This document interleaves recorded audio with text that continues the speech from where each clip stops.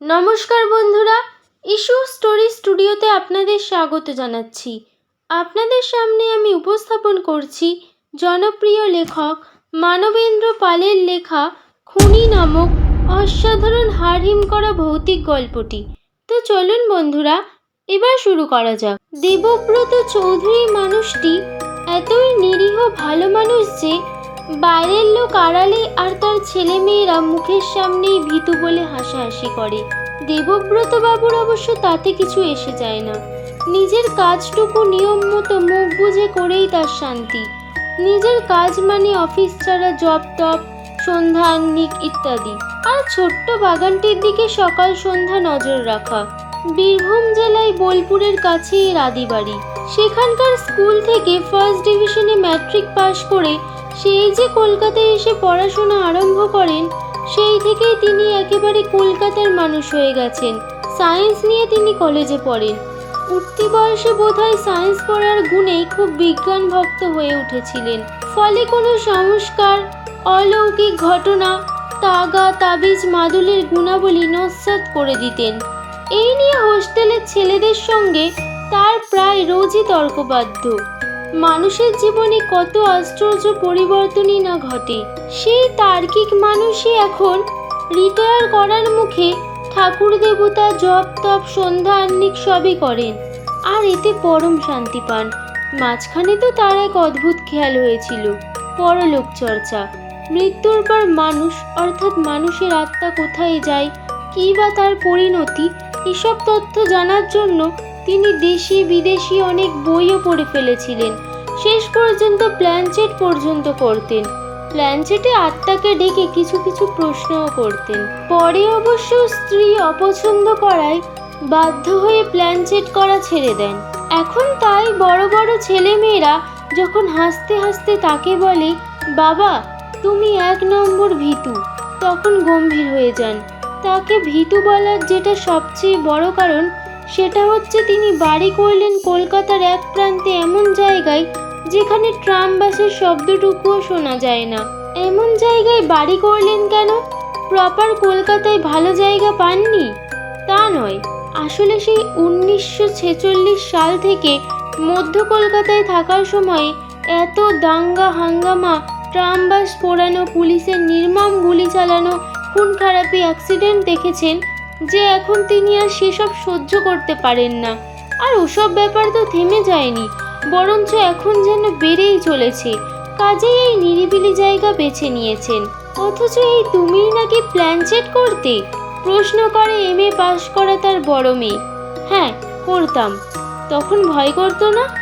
না, ভয় বলে জিনিসটা আমার কোনোদিন ছিল না, আজও নেই। তবে ওইসব দাঙ্গা হাঙ্গামা, খুন খারাপি দেখলে মনের ওপর কেমন যেন চাপ পড়ে। এখনো তুমি প্ল্যানচেট করতে পারো? মেজো ছেলে কানু জিজ্ঞেস করে। পারি বই কি, তবে আগে যেমন প্ল্যানচেটে কাঠের ছোট টেবিল ছিল, এখন তো আর সেসব পাওয়া যায় না। তবু একটা কাপ আর একটা চকখড়ি পেলেই কাজ হয়ে যায়। একটা কাপ আর চকখড়ি? হ্যাঁ হ্যাঁ, সাধারণ চায়ের কাপ। ছেলে মেয়ে দুজনেই বলে উঠল, একবার প্ল্যানচেট করো না। দেবব্রত স্ত্রীর ভয়ে অনেকদিন প্ল্যানচেটে বসতে পারেননি। আজ একবার ইচ্ছে হলো, কিন্তু কানুর মা শোনা মাত্র একেবারে অগ্নিমূর্তি হয়ে এসে সবাইকে ধমক দিয়ে বললেন, না, এ বাড়িতে ওসব আত্মা টাত্মা নিয়ে ছেলেখেলা চলবে না। ব্যাস হয়ে গেল, প্ল্যানচেট পর্ব ওইখানেই শেষ। কিন্তু দেবব্রত জানতেন না এই বয়সে খুব শিগগিরই তাকে অন্তত একদিন প্ল্যানচেট নিয়ে আবার বসতে হবে। অফিসের একটা কাজে হঠাৎ তাকে একদিনের জন্য যেতে হলো বর্ধমান জেলার এক মহকুমা শহরে। সেখান থেকে আবার রিক্সা নিয়ে মাইল 3 দূরে এক গ্রামে। এমন জায়গা যেখানে হোটেল টোটেলের বালাই নেই। রাতে থাকবেন কোথায়? অফিসেরই এক ভদ্রলোক সেই গ্রামের তার পরিচিত এক ভদ্রলোককে চিঠি লিখে অনুরোধ করেছিলেন যেন এক রাত্রির জন্য তার এই অফিসের সহকর্মীটিকে থাকতে দেওয়া হয়। দেবব্রত বাবুকে অবশ্য একটা কথা বলে দেওয়া হয়েছিল, ওখানে গিয়ে যেন বাড়ির কর্তার কথা না জিজ্ঞেস করেন, কেননা বৃদ্ধ ভদ্রলোকের একটি ছেলে নিরুদ্দেশ হয়ে যাবার পর থেকে তিনি শোকে একেবারে পাগল হয়ে গেছেন। তাকে একটা ঘরে তালা বন্ধ করে রাখা হয়। সেই হতভাগা ছেলেটির কথা উঠলে সবাই নতুন করে দুঃখ পাবে। তাই দেবব্রত ভাবলেন ওসব ফ্যামিলি ম্যাটারে যাওয়ার তার কি দরকার, চুপচাপ কোনো রকমে একটা রাত কাটিয়ে দিতে পারলেই হলো। পরিবারটি সত্যিই ভদ্র, শুধু ভদ্রই নয়, যথেষ্ট আধুনিক। বাড়ির যিনি বড় ছেলে তার নাম বিনয়বাবু, 60 ছাপিয়ে গেছে। তার বড় ছেলেটি রাউরকেল্লায় কাজ করে, ছুটিতে বাড়ি এসেছে। মেয়ে সুষমাও কয়েকদিনের জন্য বাপের বাড়িতে এসে রয়েছে, সেও MA পাস।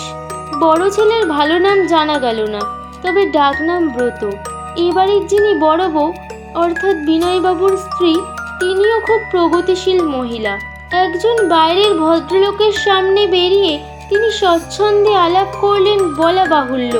আদর অভ্যর্থনার কোনো ত্রুটি এরা করেননি। বাড়িটা টিপিক্যাল যেমন গ্রামের পুরনো বাড়ি হয়, একতলা বাড়ি, পলস্তারা খসে পড়েছে, মোটা মোটা করি, জানালাগুলো ছোট, ফলে প্রায় সব ঘরগুলোই কেমন অন্ধকার আর স্যাঁতস্যাঁতে গন্ধ। ঘরের বাইরে মস্ত উঠোন, সেখানে ধানের মড়াই, ধান ভাঙার ঢেকি থেকে গোয়ালঘর পর্যন্ত সবই আছে। তবু কোথায় যেন ওদের সবার মনে একটা চাপা দুঃখের ভাব। সেটা হয়তো পুত্র শোকে পাগল ওই বন্দি বৃদ্ধের জন্যই। রাত্রে খাওয়ার পর গল্পের আসর বসল। সবার সঙ্গে বিনয়বাবুর স্ত্রীও বসলেন পানের ডিবে নিয়ে। নানা পরিচয় পর্বের পর গল্প জমে উঠল। গ্রামের সুখ সুবিধে, পুজো পার্বণ থেকে শুরু করে গ্রাম্য পলিটিক্স পর্যন্ত। শেষে ভূতও এসে পড়ল।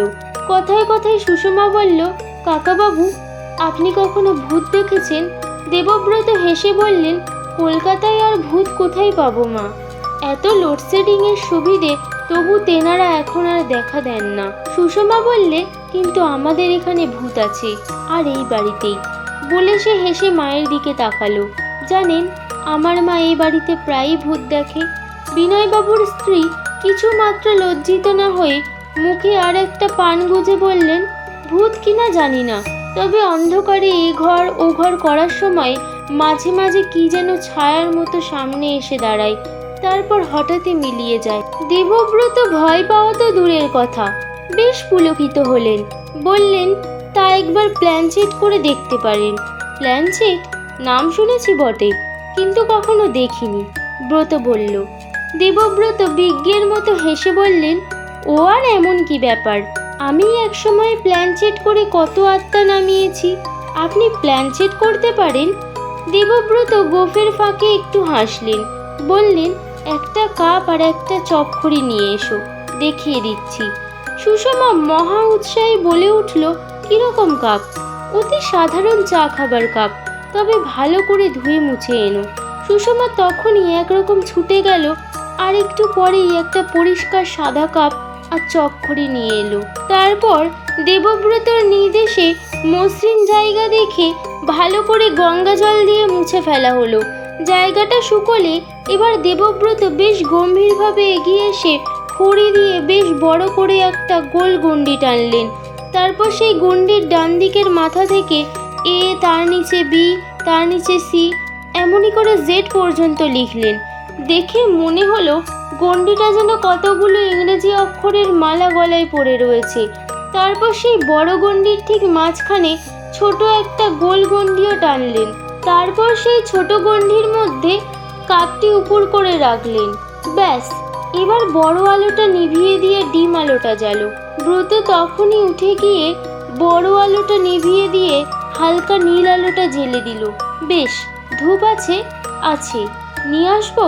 হ্যাঁ, মানে জায়গাটা যতদূর সম্ভব পবিত্র করা আর কি। ধূপদানিতে দুটো ধূপও জ্বেলে দেওয়া হলো। মুহূর্তে ঘরের হাওয়াটাই বদলে গেল। এবার তোমাদের দু একটা কথা আগে বলে দিই। দুজনকে বসতে হবে কাপের দুদিকে একটা করে আঙুল শুধু ছুঁয়ে। যে দুজন বসবে তারা এমন কাউকে স্মরণ করবে যিনি দুজনেরই চেনা। একাগ্র চিত্তে ভক্তি ভরে স্মরণ করবে। তারপর যখন দেখবে কাপটা নড়ছে তখন তাকে জিজ্ঞেস করবে, কে এসেছেন?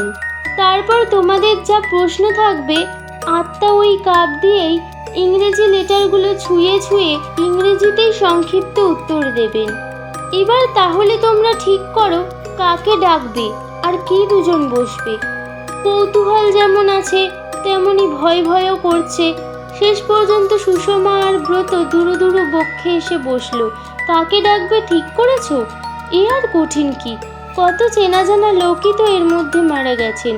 ধীরু গাঙ্গুলিকে ডাকলেই তো হয়। ধীরু গাঙ্গুলি? ওই সুদখোর বদমাস? না না, ওকে ডেকে কাজ নেই। ব্রত একটু ভেবে বলল, তবে ঘোষেদের হরেন দাদু? ওরে বাবা, ওই রাগী লোককে? না না, কখনো না। উনি তো ঝগড়া করতে করতেই হার্ট ফেল করেছিলেন। তাহলে মা তোমার সই গঙ্গা জলকে? না বাপু, সে ছিল বেজায় শুচিবাইয়ে। দেখতে না, আমাদের ঘরে এসে বসতে চাইতো না। আজ মরে গিয়েও তো আরো মহা মুশকিল। তাহলে ডাকা যায় কাকে? বেশ একজন ধীর স্থির ভদ্র নম্র মানুষ হলেই ভালো হয়। হ্যাঁ, সেই রকমই কারো কথা তোমরা ভাবো, নইলে তেমন স্পিরিট হলে বড্ড বিরক্ত হয়। দেবব্রত গুরুগম্ভীর স্বরে বললেন। হঠাৎ সুষমা বলে উঠল, ছোট কাকাকে ডাকলে হয় না? ছোট কাকার কথা উঠতেই এক মুহূর্তে সবার মুখে দুঃখের ছায়া নেমে এলো। এতক্ষণে বিনয়বাবু কথা বললেন, কিন্তু সে যে মারা গেছে তা তো আজ পর্যন্ত সাব্যস্ত হয়নি। ফলে তিনি দেবব্রতর দিকে তাকালেন। ওই একটা আমাদের ফ্যামিলি ট্র্যাজেডি। সে আজ প্রায় 40 বছর আগের কথা। আমাদের ছোট ভাই কলকাতায় কলেজে পড়তো হোস্টেলে থেকে। একদিন ওরা কয়েকজন বন্ধু মিলে মধুপুর গিরিডি বেড়াতে গেল। 3-4 দিন পর ফিরল সবাই। ফিরল না শুধু আমার ছোট ভাই আর ওর এক বন্ধু, জানা গেল ওরা দুজনে গিরিডি থেকে দূরে উসরি ফলস দেখতে গেছে। 2 দিন পরে বন্ধুটি ফিরল একা। তাকে জিজ্ঞেস করা হলে সে তো অবাক। বলল ও তো শেষ পর্যন্ত উসরি দেখতে যায়নি, কলকাতায় ফিরে এসেছিল। বন্ধুটি জোর দিয়ে বলল সে নিজে ওকে ট্রেনে তুলে দিয়েছিল, কিন্তু ভাই আর ফেরেনি। এই পর্যন্ত বলে বিনয়বাবু একটা দীর্ঘশ্বাস ফেললেন। দেবব্রত কিছুক্ষণ গুম হয়ে বসে থেকে বললেন, যদি তিনি মারা গিয়েও থাকেন তাহলে কিভাবে সম্ভব মনে করেন? বিনয়বাবু সহজ সুরে বললেন, অ্যাক্সিডেন্ট, ট্রেন থেকে পড়ে কিংবা ওই ধরনের কিছু। এছাড়া আর কি হতে পারে? খুনও হতে পারে। সবাইকে চমকে দিয়ে কথাটা বলে উঠলেন বিনয়বাবুর স্ত্রী। দেবব্রত অবাক হয়ে জিজ্ঞেস করলেন, খুন? কে খুন করবে? তার মোটিভ মানে উদ্দেশ্যই বা কি? আমার ধারণা খুনের উদ্দেশ্য একটা ছিল। ওর হাতে একটা আংটি ছিল। আমরা একবার নেপাল বেড়াতে গিয়েছিলাম। সেখানে একজনের সঙ্গে আমার দেওরের আলাপ হয়। লামা তাকে একটা আংটি দিয়ে বলেছিলেন এটা পড়ে থাকলে নাকি কোনো দিন কোনো বিপদ ঘটবে না। সেই সঙ্গে সাবধানও করে দিয়েছিল যেন এ কথা সে কাউকে না বলে। বোকা ছেলেটা আংটিটা সবসময়ই পরে থাকতো আর সবাইকে বলে বেড়াতো। তা থেকে কি প্রমাণ হয়? একজন ঝানু গোয়েন্দার মতো প্রশ্ন করলেন দেবব্রত। প্রমাণ কিছুই হয় না, তবে মনে হয় ওই আংটির লোভেই ওর সঙ্গে যে ছেলেটা ছিল সেই খুন করেছে। দেবব্রত একটু গম্ভীর হয়ে থেকে জিজ্ঞেস করলেন, পুলিশ কিছু করতে পারল না? বিনয়বাবু সংক্ষেপে মাথা নাড়লেন, না। কে একটা ছেলে হারিয়ে গেল বা মরল তা নিয়ে বিহার পুলিশের বা কলকাতা পুলিশের তেমন মাথা ব্যথা ছিল না। দেবব্রত আবার কিছুক্ষণ ভাবতে লাগলেন, তারপর বললেন, মৃত্যু হয়েছেই এমন সিদ্ধান্ত নয়, তখন অন্য কাউকে ডাকলেই হয়। কিন্তু সুষমা বলে উঠল, না, ছোট কাকাকেই ডাকা হোক। তিনি মরে গিয়ে থাকলে নিশ্চয়ই আসবেন। বেশ, তাই ডাকো। ওরা ভাই বোনে তখন মুখোমুখি বসলো। ও হো, দেবব্রত বাধা দিলেন, তোমরা তো ওকে দেখোইনি, তাহলে স্মরণ করবে কি করে? একটু হেসে বললেন, ওর একটা ছবি আছে। ওর মুখ চেয়ে সবাই মাথা নাড়ল। না, খুব পুরনো একটা ছবি বোধহয় আছে অ্যালবামে, তাও সেটা ট্রাঙ্কের মধ্যে। তবে তোমরা ওঠো, তোমাদের বাবা মাকে বসতে দাও। বিমর্ষ মনে ওরা উঠে পড়ল। বসলেন বিনয়বাবু আর তার স্ত্রী। ঘরে হালকা নীল আলো জ্বলছে, ধূপের গন্ধে ঘর ভরপুর। ওরা দুজনে কাপের ওপর আঙুল ঠেকিয়ে চোখ বুজিয়ে এক মনে এবারে ছোট ছেলেটির কথা ভাবতে লাগলেন। গোটা ঘর স্তব্ধ, কারো নিঃশ্বাস ফেলার শব্দটুকুও যেন শোনা যাচ্ছে না। শুধু কড়িকাঠের আড়ালে একটা টিকটিকি টিক টিক করে ডেকে উঠল। 2 মিনিট 3 মিনিট করে 10 মিনিট কেটে গেল, কিন্তু কাপ একটুও নড়ল না। সবাই চঞ্চল হয়ে উঠল, কিন্তু দেবব্রতর কোনো চাঞ্চল্য নেই, বরঞ্চ কেমন খুশি খুশি ভাব। খুশির ভাব তো হবেই, ছেলেটা নিশ্চয়ই তাহলে বেঁচে আছে। যাক, নিশ্চিন্ত, উনি মৃত নন। এবার ইচ্ছে করলে আপনারা অন্য কাউকে। কথা শেষ হলো না, সবাইকে চমকে দিয়ে কাপটা হঠাৎ নড়ে উঠল। সবাই নিঃশ্বাস বন্ধ করে কাপটার দিকে তাকিয়ে রইল। কাপটা প্রথমে ছোট বৃত্তের মধ্যে ঘুরল, তারপর হঠাৎ ছিটকে ছোট বৃত্তের বাইরে বেরিয়ে এসে এদিক ওদিক করতে লাগলো। দেবব্রত ফিস ফিস করে বললেন, জিজ্ঞেস করুন কে এসেছেন। ওরা কাঁপা কাঁপা গলায় জিজ্ঞেস করলেন। এসব ক্ষেত্রে কাপটা ইংরেজি এক একটি অক্ষরের কাছে গিয়ে প্রশ্নের উত্তর দেয়, কিন্তু এক্ষেত্রে সেরকম কিছু ঘটল না। কাপটা শুধু বৃত্তের মধ্যেই ঘুরতে লাগলো, এত দ্রুত ঘুরতে লাগলো যে আঙুল দিয়ে ছুঁয়ে রাখা দায় হলো। এমন অদ্ভুত ব্যাপার দেবব্রত নিজেও কখনো দেখেননি। তিনিও যেন কেমন ভয় পেলেন, বলে উঠলেন, আপনারা আঙুল সরিয়ে নিন। ওরা তাই করলেন। সঙ্গে সঙ্গে কাপটাও একেবারে নিশ্চল হয়ে গেল। এ কোনো অশুভ আত্মার কাজ, ক্ষতি করার জন্য হঠাৎ এসে পড়েছিল। একটু থেমে বললেন, অনেক রাত হয়েছে, আর কাউকে ডেকে কাজ নেই। সকলেরই গা ছমছম করছিল। দ্বিরুক্তি না করে সবাই উঠে পড়ল। দরজায় কি কেউ কড়া নাড়ছে? হঠাৎ ঘুম ভেঙে গেল দেবব্রতর। অন্ধকার ঘর। প্রথমটা বুঝতেই পারলেন না কোথায় আছেন, কিন্তু ভেবে ওঠার আগেই দরজায় এবার জোরে কড়া নাড়া। শুনছেন? শিগগির একবার আসুন। ধর্মর করে উঠে দেবব্রত আলো জেলে দরজা খুলে দিলেন। দেখলেন দরজার বাইরে দাঁড়িয়ে বিনয়বাবু আর তার স্ত্রী। ভয়ে তাদের মুখ সাদা। একবার এই ঘরে আসুন। দেবব্রত তখনই তাদের সঙ্গে চললেন। এটা সেই ঘর যেখানে কয়েক ঘন্টা আগে প্ল্যানচেট করা হয়েছিল। বিনয়বাবু সভয়ে বললেন, আমরা পাশের ঘরে শুই। অনেকক্ষণ থেকে এ ঘরে কীরকম একটু ঠুকঠুক করে শব্দ হচ্ছিল। প্রথমে ভেবেছিলাম ইঁদুর টিদুর, কিন্তু শব্দটা অন্যরকম। উঠে এসে দেখি সেই কাপটা মিটসেফের ওপর নড়ছে। কিন্তু এখন? দেবব্রত বললেন, কই নড়ছে? হেসেই বললেন, ঘুমের ঘরে নিশ্চয়ই ভুল দেখেছিলেন। একটা কাপ কখনো এমনই নড়তে পারে না। তবু একটু অপেক্ষা করে ওরা ফিরে যাচ্ছিলেন। এমনই সময়ে শব্দ খুট খুট খুট। সবাই চমকে উঠে দেখল কাপটা যে শুধু নড়ছে তা নয়, সেটা এগিয়ে এসেছে মিটশেফের ধার পর্যন্ত। ভয়ে দেবব্রতর মাথার চুল পর্যন্ত খাড়া হয়ে গেল। জীবনে তিনি অনেকবার প্ল্যানচেট করেছেন, কিন্তু এমন দৃশ্য কখনো দেখেননি। কি হবে দেবব্রত বাবু? দেবব্রত বাবু বললেন, স্পিরিট দেখছি এখনো যায়নি, বোধহয় কিছু বলতে চাই। ঠিক আছে, আবার বসুন আপনারা। কিন্তু বিনয়বাবুর স্ত্রী এবার আর কিছুতেই বসতে চাইলেন না। দেবব্রত বাবু বিরক্ত হয়ে বললেন, ঠিক আছে, আমি বসছি। আপনার বসতে তো ভয় করছে না? ভয় করলেও বিনয়বাবুকে বসতে হলো। যথারীতি খড়ি দিয়ে গণ্ডি কেটে তার মধ্যে কাপটা বসিয়ে দেবব্রত বাবু বললেন, নিন, রেডি? বিনয়বাবু কিন্তু দেবব্রত বাবুর দিকে তাকিয়ে কিছু যেন ভাবছিলেন। এবার ইতস্তত করে বললেন, আপনি বসবেন, কিন্তু আপনি তো আমার ভাইকে দেখেননি। দেবব্রত বাবু একটু যেন থমকে গেলেন, বিরক্ত হলেন, বললেন, সে আমি বুঝবো, বলেই কাপের ওপর আঙুল ছোঁয়ালেন। সঙ্গে সঙ্গেই কাপটা ছোট গণ্ডি থেকে তীব্র গতিতে বেরিয়ে এসে বড় গণ্ডির মধ্যে ঘুরপাক খেতে লাগলো। দেবব্রত বাবুর ইঙ্গিতে বিনয়বাবু ভয়ে ভয়ে জিজ্ঞেস করলেন, আপনি কে এসেছেন? দয়া করে জানাবেন। মুহূর্ত মাত্র দেরি না করে কাপটা প্রথমে এগিয়ে গেল আর অক্ষরটির কাছে, তারপর তরতর করে উঠে এলো এ অক্ষরের কাছে, তারপর নেমে ঘুরে গেল এম এর কাছে, সেখান থেকে ই, তারপর এন এর কাছে গিয়ে থেমে গেল। সকলে ফিস ফিস করে উঠল, রমেন? রমেন কে? ভুরু কুঁচকে দেবব্রত জিজ্ঞেস করলেন। আমার ছোট ভাই, বলে ফুপিয়ে উঠলেন।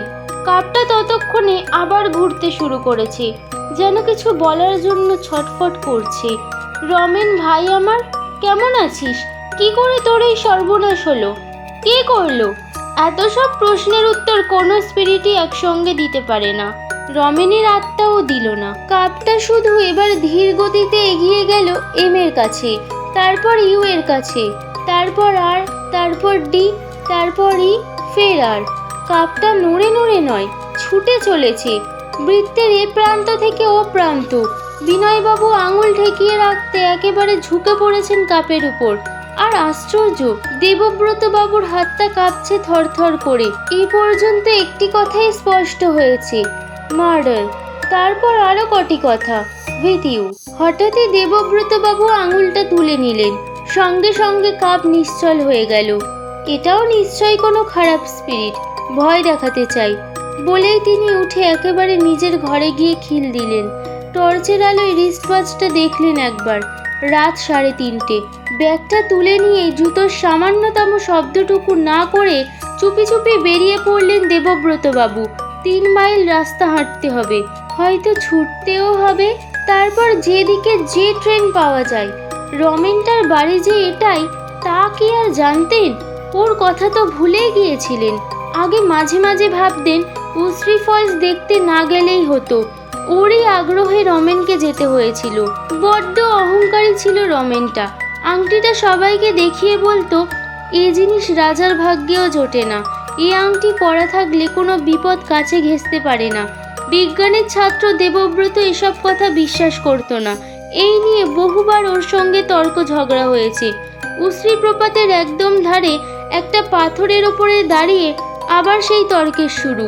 রেগে গিয়ে দেবব্রত বললে, তাহলে ওই যেখানে তোরে জল পড়ছে সেখানে ঝাঁপ দে, দেখি কি করে বাঁচিস।